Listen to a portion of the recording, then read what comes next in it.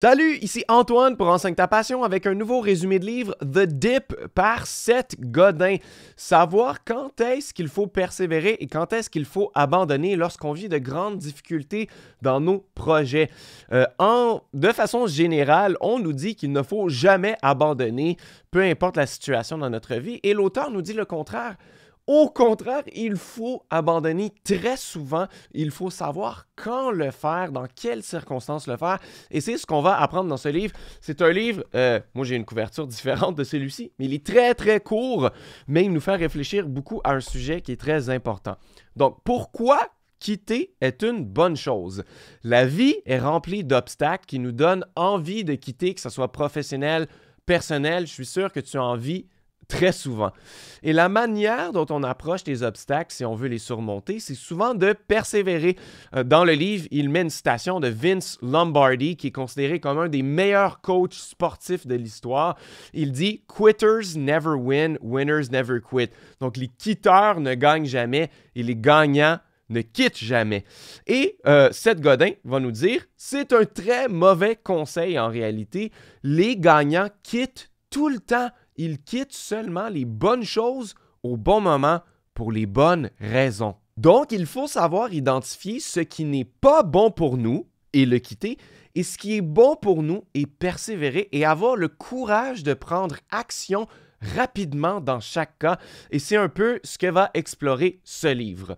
Donc, pour devenir le meilleur au monde dans quelque chose, il faut quitter plein de choses tout le temps, car on ne peut pas se concentrer sur tout à la fois.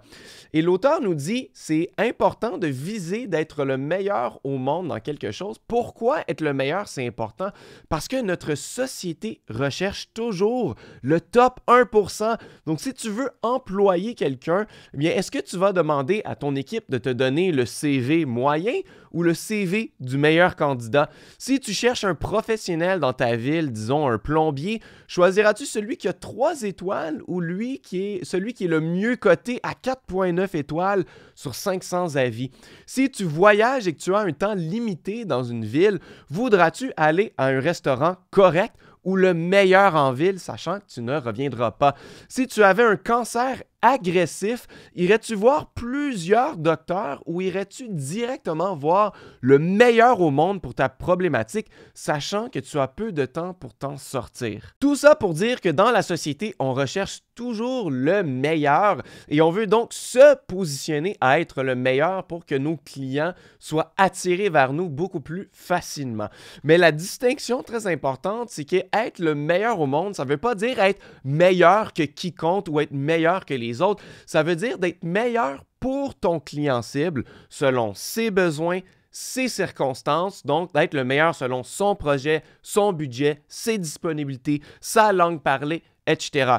Le meilleur exemple, c'est moi, je parle souvent de Kajabi sur ma chaîne. C'est une plateforme pour les business en ligne. Ça fait plusieurs années que je l'utilise et je trouve personnellement que c'est la meilleure plateforme et j'essaie donc de me positionner comme étant le meilleur. Mais est-ce que je suis le meilleur au monde à connaître tout ce qu'il y a à faire sur la plateforme Kajabi? Absolument pas. Mais est-ce que je suis le meilleur dans ma langue parlée? J'essaie de me positionner comme le meilleur dans la francophonie pour que si quelqu'un qui parle français et qui ne connaît pas bien l'anglais et qui a envie d'apprendre à utiliser la plateforme Kajabi, que je sois la personne ressource.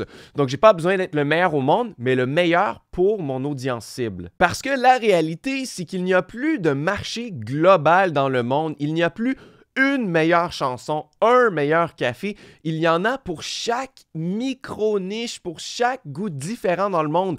Donc, chaque micro-niche a son meilleur. Donc, c'est à toi de définir ta niche ou même ta micro-niche et devenir le meilleur pour ton client cible dans ta micro-niche.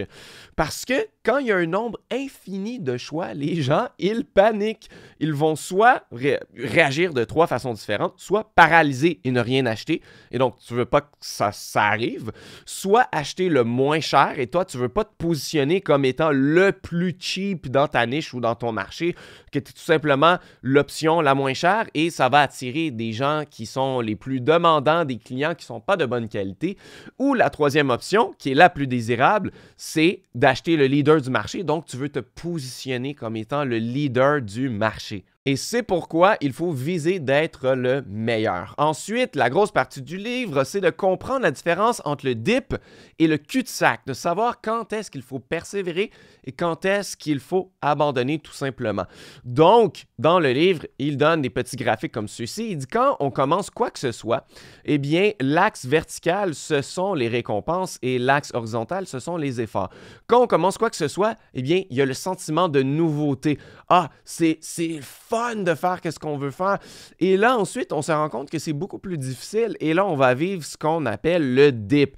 C'est là où ça devient moins fun, beaucoup plus difficile. Il faut mettre des efforts, il faut surmonter des obstacles. Et c'est souvent là où les gens vont abandonner. Et c'est en ne passant que le dip, en passant à travers le dip qu'on va atteindre les résultats les plus hauts parce que la plupart des gens abandonnent ici. Et donc, si tu fais partie du peu de gens qui persévèrent et qui vont jusqu'ici, tu vas monter. Donc, c'est très important quand on atteint le dip de persévérer, de trouver des solutions à ces problèmes, de surmonter les obstacles parce que une fois qu'on est rendu ici, eh bien, c'est un endroit de rareté. Il y a peu de gens qui se rendent ici et tu vas pouvoir obtenir tous les bénéfices qui en découlent. Et le contraire, c'est le cul-de-sac. C'est quand on fait des efforts encore et encore et encore et qu'on n'obtient aucun résultat de plus qu'on fait du surplace. Oh, ça monte un petit peu, ça baisse, ça monte, mais on n'obtient jamais rien de différent, même si on change notre stratégie, même si on continue, c'est tout le temps pareil, on n'obtient rien de plus. Et donc, évidemment, quand on atteint un cul-de-sac, l'important, c'est de quitter le plus rapidement possible, de ne pas passer trop de temps là-dedans, parce que tu peux y perdre beaucoup de temps, d'efforts, d'argent, de plaisir et autres. Donc, les gens qui ont du succès savent reconnaître la différence entre le dip et le cul-de-sac. Et vraiment, dans le livre, il dit vraiment cul-de-sac. C'est vraiment le mot qu'il utilise en anglais. Et donc, les gens savent reconnaître la différence. Ils quittent les cul-de-sac rapidement et s'investissent encore plus fort dans le dip pour en ressortir gagnant. Et donc, selon Godin, la chose brave, c'est de débuter, persévérer durant le dip et en ressortir de l'autre côté avec tous les bénéfices que ça apporte. La chose mature, c'est de ne même pas débuter car tu sais au fond de toi que ce n'est pas assez important pour toi pour passer à travers les difficultés qui seront vécues dans le dip. Il faut être honnête avec soi-même. Et la chose stupide, c'est de démarrer, faire de ton mieux, investir temps et argent juste pour finalement abandonné en plein milieu du dip et c'est malheureusement ce qui est le plus commun. Donc, pourquoi il ne faut pas quitter dans le dip?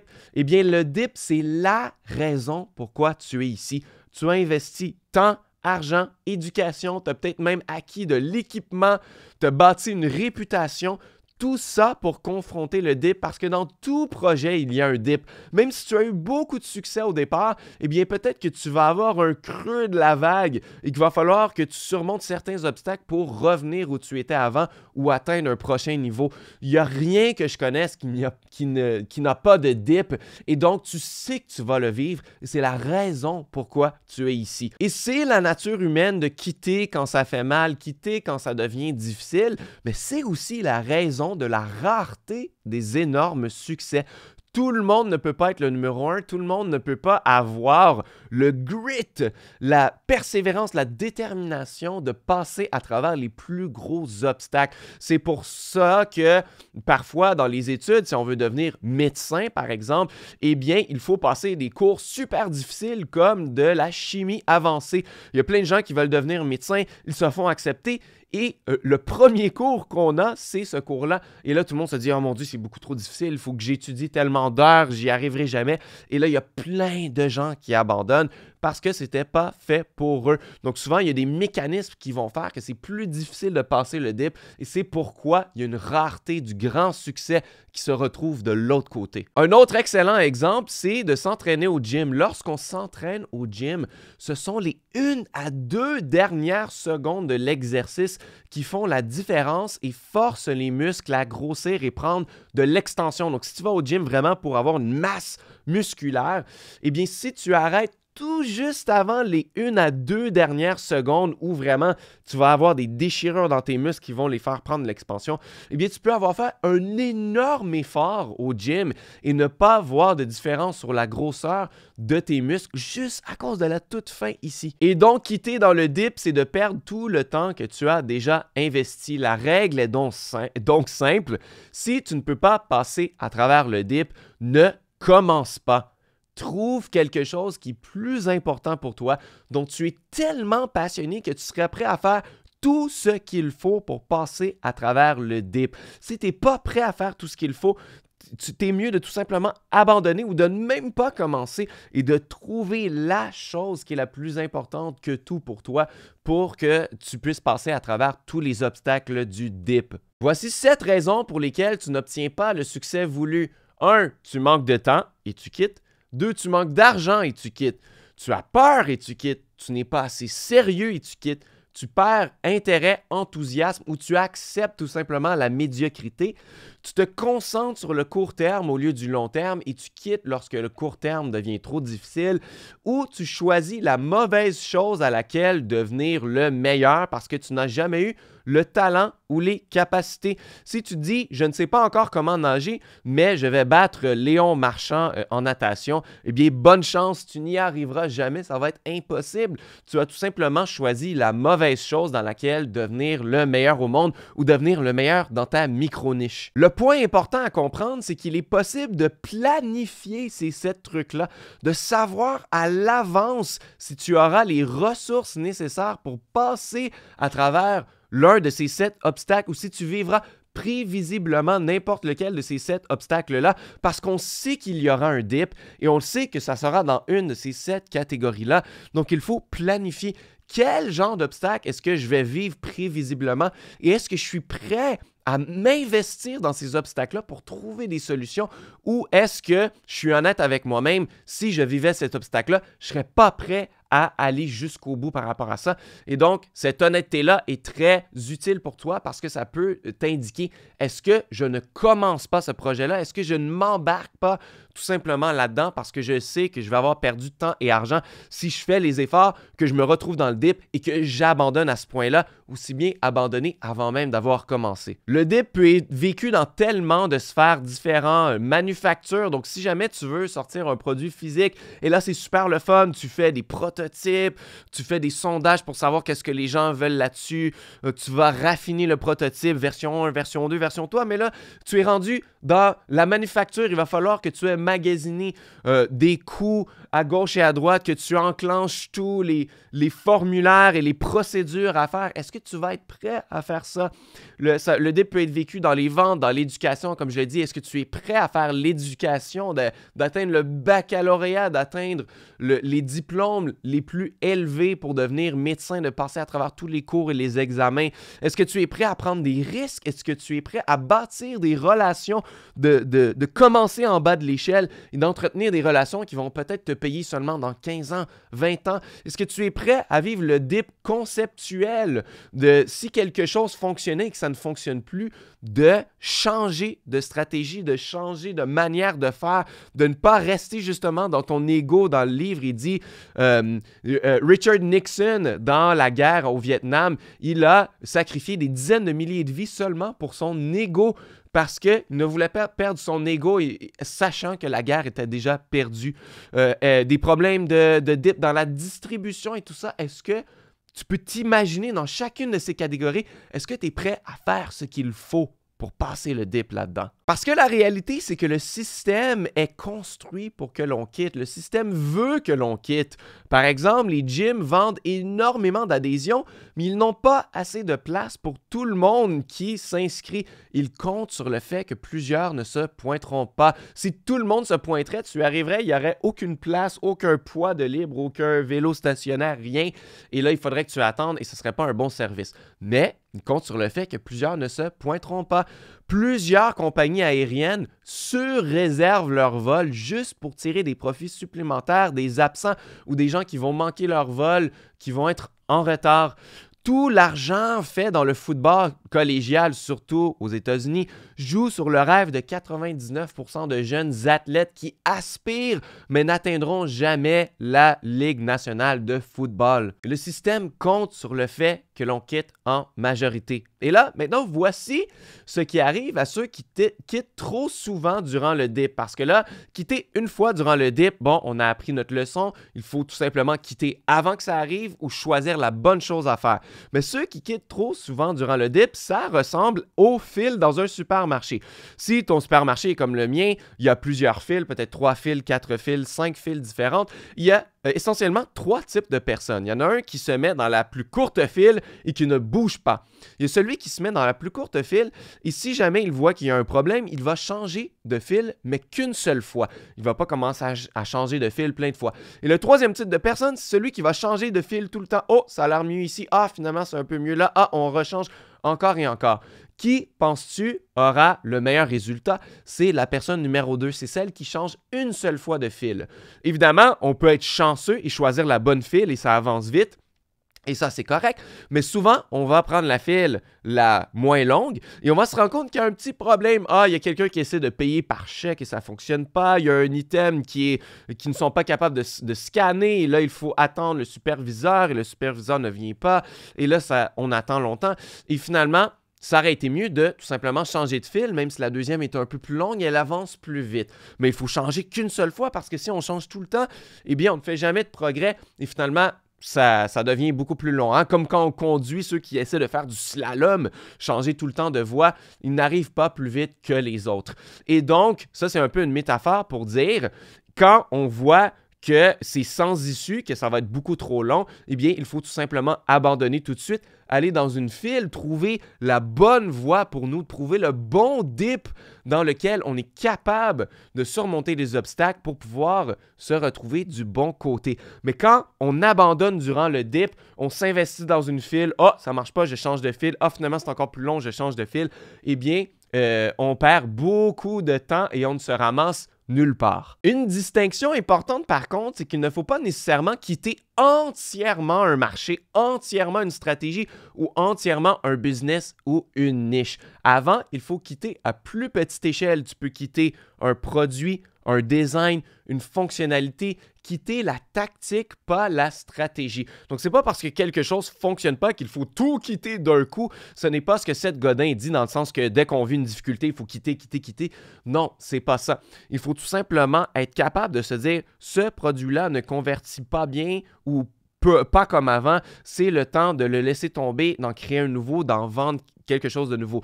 Cette tactique-là ne fonctionne plus. Je vendais avec un webinaire, il ne convertit plus bien. Je vais changer ma tactique. Je vais vendre avec des SMS. Je vais vendre avec un tunnel de vente, avec des mails, etc. Tout simplement changer la tactique sans trop toucher le business ou la stratégie principale. Évidemment, si à long terme, la stratégie ne fonctionne plus, on peut la changer aussi. Ou si tu n'y as plus le cœur à investir dans ton business, tu peux tout simplement changer aussi. Mais il ne faut pas changer trop rapidement. Il faut y aller à petite échelle avant de grande échelle. Comment ne pas abandonner durant le dip? Il faut se rappeler quelle sera la vie de l'autre côté du dip parce que la douleur à court terme nous pousse plus souvent à abandonner dans le dip. Et le long terme, ça semble hors de portée pour nous. L'émotion du long terme, elle n'est pas vécue. Moi, je ne le vois pas dans 30 ans, mon 3 millions de dollars que je vais avoir par intérêt composé dans mes investissements. Je ne le sens pas comme étant vrai. Je n'ai pas l'émotion comme si je l'avais et tout ça. Je ne vois pas le long terme. Par contre, la douleur d'avoir un crash boursier en ce moment, eh bien, elle fait mal parce qu'on vit toujours au jour le jour, on vit au court terme. Donc, souvent, quand c'est difficile, maintenant, on a le goût d'abandonner. Donc, il faut toujours se rappeler qu'est-ce qu'il y a à l'autre côté du dip, quel est l'objectif, qu'est-ce que je veux obtenir, garder les yeux dessus et ne pas trop se concentrer sur la douleur vécue dans le dip en ce moment. Il faut aussi comprendre que quitter ne veut pas dire l'échec. Parfois, quitter quelque chose, c'est abandonner pour atteindre une meilleure opportunité. Ça, c'est un concept que je lis dans beaucoup de mes livres, Opportunity Cost, le coût d'opportunité. Il ne faut pas regarder seulement l'opportunité qu'on est en train de vivre ou celle qu'on a en ce moment, mais les opportunités potentiel qu'on pourrait avoir en faisant autre chose. Parfois, les opportunités potentielles sont encore plus grandes que celles que l'on a maintenant. Le meilleur exemple, c'est de comparer d'être propriétaire d'une maison ou de louer un appartement. Il y a plein de gens qui disent « Il faut que tu aies ta maison parce que quand tu loues un appartement, c'est comme jeter de l'argent par la fenêtre. L'argent s'en va à ton propriétaire et tu ne le reverras jamais. Tandis que quand tu paies ton hypothèque pour ta maison, eh bien, tu bâti de l'équité sur ta maison et éventuellement, la maison va t'appartenir. Par contre, ce qu'on ne dit pas, c'est qu'il y a un coût d'opportunité quand on est un locataire et qu'on loue, même si on ne bâtit pas une équité sur l'endroit où on vit, eh bien, si notre coût de notre loyer est plus bas que ce qu'on paierait pour une hypothèque, eh bien, l'argent supplémentaire et l'argent de la mise de fonds et l'argent des taxes et tous les coûts qu'on ne paie pas pour pouvoir être propriétaire d'une maison, si on les investissait en bourse, bien cet argent-là pourrait générer encore plus d'argent et donc peut-être qu'on en viendrait d'être plus riche en louant un appartement qu'en étant propriétaire avec une maison entièrement payée. Donc, c'est un peu ça le coût d'opportunité. Est-ce que dans tes projets personnels, dans tes business et tout ça, ou même les trucs que tu vends, si tu regardes un produit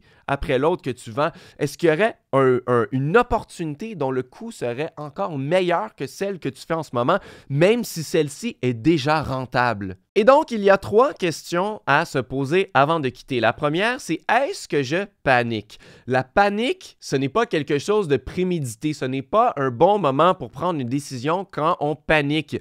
Il faut avoir un sang-froid, analyser tous les éléments et se dire, OK, est-ce que c'est le temps de quitter ou non, mais pas pendant qu'on est en train de paniquer. Numéro 2, qui est-ce que j'essaie d'influencer? Il ne faut pas oublier qu'une personne, c'est différent d'un marché complet. Donc, si tu essaies de faire de la vente et que tu veux convaincre un client d'acheter et que tu as plusieurs rencontres avec lui, 1, 2, 3, 4, 5 rencontres et qu'il n'achète pas, eh bien là, ce n'est peut-être pas le temps d'abandonner parce que ce n'est qu'une personne. Tu peux trouver de nouveaux clients potentiels, tu peux t'adresser au marché en entier. Même chose si tu veux obtenir des promotions avec ton boss et que ton boss ne veut rien savoir, il ne veut pas écouter et tout ça, eh bien, ce n'est qu'une seule personne. Peut-être que ce n'est pas le temps de quitter ta carrière au complet. Tu peux tout simplement changer de job et aller voir si tu ne peux pas obtenir les promotions avec un nouveau boss dans un nouvel environnement de travail et tout ça. Donc, il ne faut pas tout simplement tout quitter, tout plaquer.